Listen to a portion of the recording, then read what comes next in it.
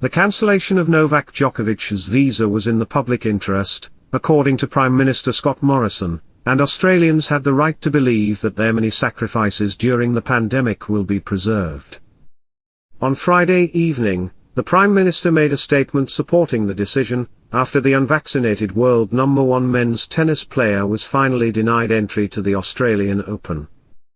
On Friday, 4 days after the federal government backed down on sending Djokovic home, Immigration Minister Alex Hawke used his discretionary powers to withdraw Djokovic's visa.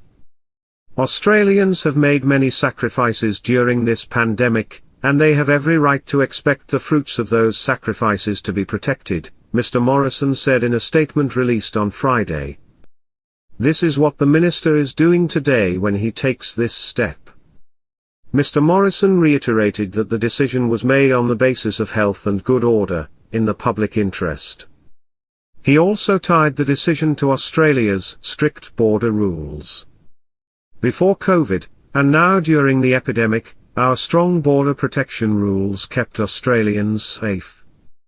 Officials warned Djokovic, who is COVID-19 unvaccinated, may constitute a risk to the community, putting an end to his ambitions of winning his 21st Grand Slam. Djokovic might be prevented from applying for a new Australian visa for 3 years, unless certain conditions are met. Djokovic's legal team was informed of his visa cancellation 20 minutes before the media, and is currently in talks with the federal government. If he files an appeal, his attorneys want a streamlined trial to be concluded by Sunday, according to The Age. Djokovic has been told to appear for an interview with immigration officials on Saturday, and it is expected that he will remain free until then. With 21 Grand Slams, he would have surpassed Roger Federer and Rafael Nadal as the most successful tennis player in history if he had won the Australian Open. Now Nadal has a chance to catch up to his opponent. According to legal experts, challenging a visa cancellation decision made personally by the immigration minister would be difficult, if not impossible, for Djokovic.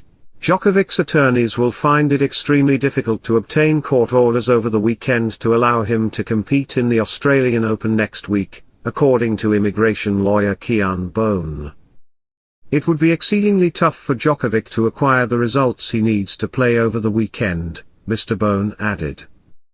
Today, I utilized my discretion under Section 133(c)(3) of the Migration Act to terminate Mr. Novak Djokovic's visa on health and good order grounds, on the basis that it was in the public interest to do so, Mr. Hawke said in a statement.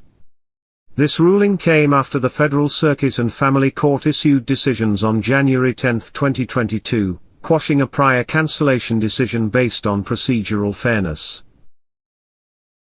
I carefully reviewed facts presented to me by the Department of Home Affairs, the Australian Border Force, and Mr. Djokovic in making my determination.